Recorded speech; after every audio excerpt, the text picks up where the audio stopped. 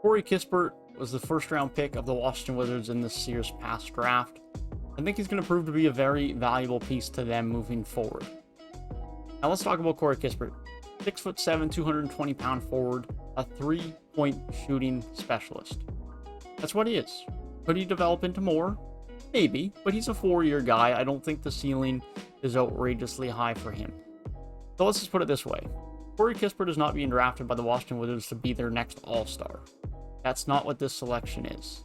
However, what this selection definitely is adding a key piece that can help them win now and moving forward on what is a needed role in today's NBA, and that is a shooting, floor spacing forward who can eventually, hopefully, become a solid defensive player in the NBA as well, and can be one of the better 3-and-D guys in the league.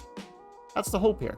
This is someone who shot 44% roughly in his last 2 years in college. As I mentioned, he's a 4-year product. He's coming in as a fairly old, well-built, mature prospect as far as all prospects go. He's a very efficient shooter. He doesn't shoot a ton from 2-point land compared to how much he shoots from 3-point land, but he's efficient from 2 and efficient from 3. He's a good free throw shooter along with that, and a fairly good rebounder, averaging about 5 rebounds per game last year, putting up over 18 points a night. This is someone who, for me, looks like the Davis Bertans replacement because they realized that they gave Davis Bertans way too much money, isn't as good as they thought he was, and now they want to get rid of him. I've talked about that in another video. We can talk about that in the comment section if you guys differ. Let me know, but that's my thoughts. And I think Corey Kispert is going to be that role. I think he's going to be someone who can help this team right away next season. He's going to give spacing for Beal, for Dinwiddie, for Kuzma. He's not going to need plays run for him. He's not going to always need the ball in his hands. He's going to be happy off the ball, going off of pin downs or off on the weak side, getting swings, having those catch and shoot 3-point opportunities. He's going to be easy to please in the offense. He's not going to be someone that's going to take touches away from Beal, from Dinwiddie, from Kuzma. He's going to be a good floor spacer. And that's something that this Wizards team needs. That's what they wanted Davis Bertans to be. And he's not that right now. And so this adds to a good group of forwards in Washington with the likes of Kuzma, Hachimura, Bertans, Kispert.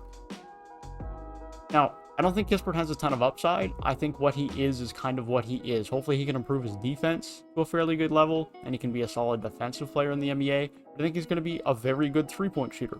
He's probably going to be a 40 to 45% 3-point shooter on fairly high volume. Someone who can give you 10 plus points a night on average.